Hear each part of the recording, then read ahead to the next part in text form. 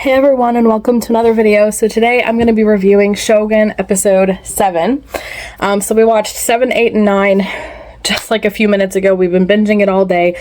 I'm going to be reviewing all of them at once, but I'm going to do them in 3 separate videos. So episode 7 of Shogun. I really liked this episode. For me, it like started a lot of like suspenseful circumstances because the Council of Regents is forcing Toranaga to surrender.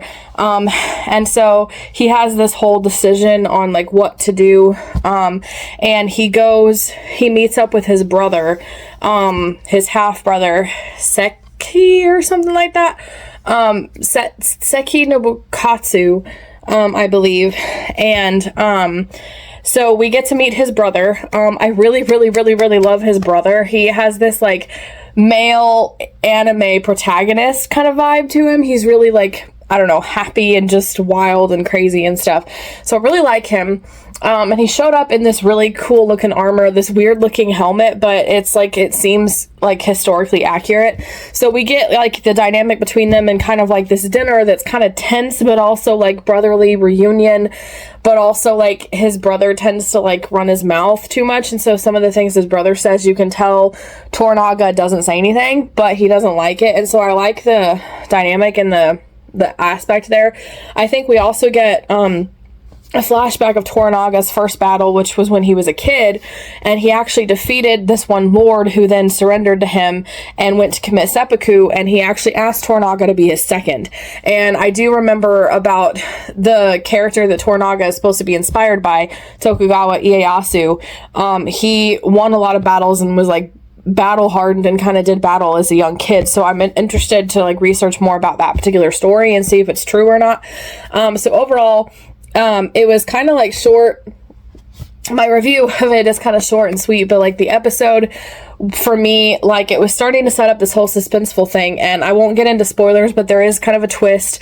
I kind of didn't see it coming, although the possibility was kind of open, and then that twist kind of creates this whole circumstance of like, okay, what is Toranaga going to do? What is he going to decide? And like you're urging him to make one decision, but at this point, it's kind of like, what are they planning? How is he going to get out of this? And like, Tokugawa Ieyasu, like he doesn't die until 1616. So he's got a whole nother 16 years after this, at least Toranaga, who he's inspired, supposed to be representing. Tokugawa Ieyasu. So it's like, I'm trying to figure out how he gets out of this. And it creates a lot of tension and stuff between Toranaga and his lords, who are also kind of like the audience, where we want him to make one particular decision and we're not sure if he's going to do that or something else. So it creates this whole dramatic circumstance. In this episode, Blackthorn did kind of take a backseat, which I didn't like, but like at the same time, there's just so much other politics going on that like we just didn't have screen time for him. It kind of sets up a lot with Toranaga's son as well and his planning and everything. And so, yeah, and then the ending had a twist.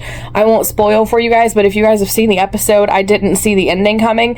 Even though it was kind of like the characters involved with that particular twist, it was expected for them to do, and then something else happened. It was kind of like an accident, and I was like, oh crap.